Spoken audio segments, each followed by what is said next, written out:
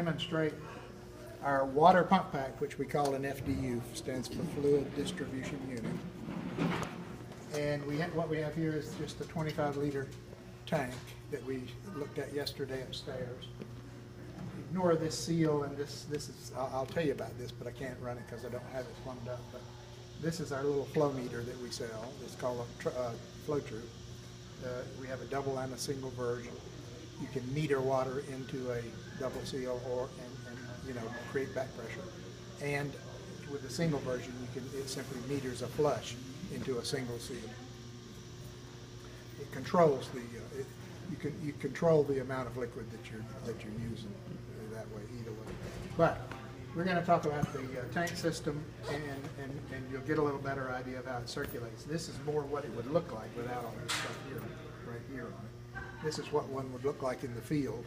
You've got a line going to the seal and coming back from the seal to the tank, and we'll show you how it circulates in just a minute. Let's start with the FDU. The FDU is a device that we came up with a few years ago. Those of you who are in, depends on what type of plant you are in or you deal with, but a lot of times plants don't have a particularly good seal water system for mechanical seals. Some do, some don't. Typically some do in some places and maybe not so much in another place in the plant. So what we've done is we've come up with a unit that's mounted on a skid. You can basically put this anywhere you need to in the plant. You can run lines to a number of pieces of equipment in the plant and supply clean seal water to those double seals that you have there. Theoretically, there is no limit to how many you can do, but understand that this tank holds about 45 to 50 gallons of water. You can hook up a clean water line to it so that it will replenish the tank. Typically we would say we don't really want to use this system on more than, I think the highest number we've ever done was 72, but that we really don't want to go that many, maybe 25, 35 at the max. And a smaller number is okay too, whatever you need. But what this system does, it creates a water flow and pressure that you can pressurize a line that you send out, and you can build out into your plant wherever you want it to go, and then come off that line to these tanks so that we can have a supply to the tank and pressure to the tank. Now, we can devise this so that you can get whatever pressure you want within reason. I think the highest we can do right now is about 350 psi. If you're going to do multiple pumps, we'll need to know what the highest pressure you're going to need in any of those, however you're doing, because we'll set this thing up at a higher pressure than that. Doesn't really matter what the pressure on your header is, as long as it's higher than whatever your highest pressure is, because you're going to regulate it down with the regulator on the tank anyway. So we've got an accumulator so that we can maintain pressure in the line without having the pump come on and off continually. If we didn't have this accumulator, it would just be starting and stopping all the time, because you would begin to lose a little pressure pretty quickly. But this, we build up some pressure in that accumulator so that it can help to maintain pressure. How many of you either do live or have lived in the country, maybe or out of town, where you have a well? If you do, you've got a little accumulator in your well house, and it's not as big as that, but it's the same thing. It's a little metal pot with a rubber bellows in it that builds up pressure. You do have to pre-charge this with air or nitrogen. We prefer nitrogen on commissioning. We recommend that you put about 90% of the highest pressure you're going to use in the system on the pre-charge. Comes with a kit to pre-charge it. You can hook it up to a nitrogen bottle or any source of air or nitrogen that you have to charge the tank. This is the pump. This is a little Grundfos pump. It's hard to see if you're standing over there. It comes in various numbers of stages, so we can get whatever pressure you need. This one is not. This one creates about 100 pounds, maybe a little over max. I've got there's one laying over there on that shelf that you can see it's laying sideways. It's a 23 stage. I think that'll do about maybe 250. And then we can go all the way up to a 27 stage or a 30. I think it's 30 stage that will do the higher. Uh, The tank is filled with water. If you want, you can come over. This one's not nearly as full as it would normally be, but you can fill it up probably that way too. And then you just simply, it takes off and goes through the pump, goes through the accumulator and goes out to the tank. Now, I don't have this one plumbed up to go out the front end like it would normally go. Normally, this would be your discharge flange right here. And normally, the accumulator would be hooked up. This one is not actually hooked up. In fact, that whole pipe is not. This is where your discharge would be in a real FDU. But since I have to circulate the water back to the tank here, because I got no other place to send it, I've got two circulation lines. And this is my takeoff line that I'm going to go to the tank.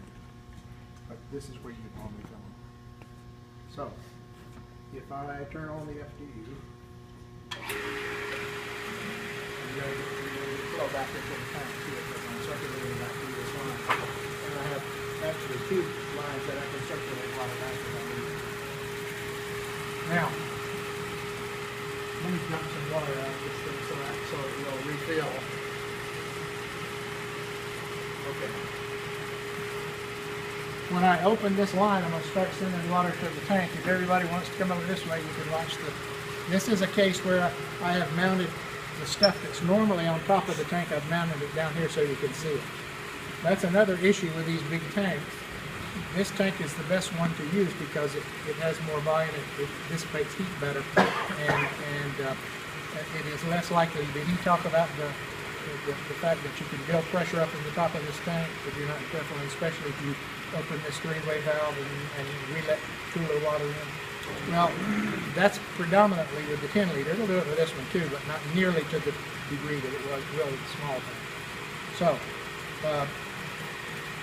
these tanks end up pretty high up in the air when you mount them in a plant. You really can't see that stuff, and you have to get up on a ladder to adjust it. You can mount this stuff down here and just pipe it to the top of the tank if you want. If you do that, though, the ball will never go dry. It'll always have liquid in it because you've got a head of liquid up here that's going to keep it full. So if I open this valve here, I'm going to start putting water into the tank. And as you can see, there's flow. The little vent valve will be venting air. And then if you notice, the pressure will start to go up on the radiator.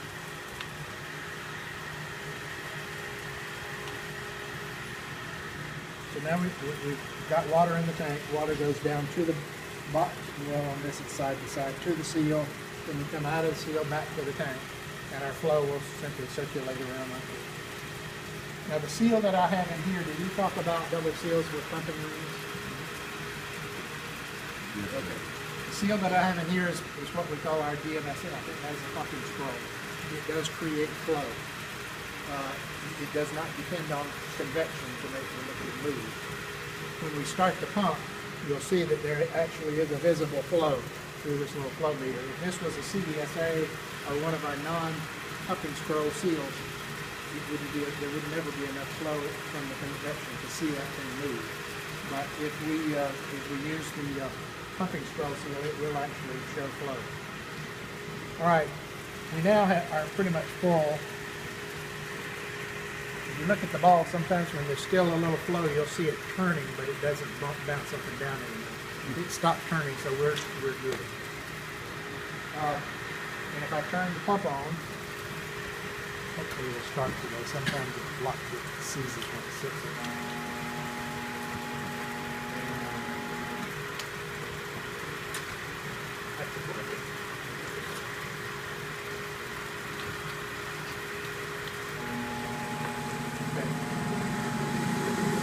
Just a second, you'll start to see flow back to the tank. So everybody wants to come out of it, needs to see it, to watch that flow and positive flow back to the tank. Now, if this thing's working like it's supposed to, you don't have a pressure switch on this one. We do what we call the auto top-up unit, which is the one we sell the most of. We put a dual pressure switch here that you set it at a low point to turn the pump on. In other words, we'll say, okay, at this point you want the pump to start, and we'll turn it on. And we'll have a high point where we'll turn the pump back off. So At this point, we would have our pressure and the pump would normally turn on. And it would stay off until the pressure in that line got low enough to make the pump back on.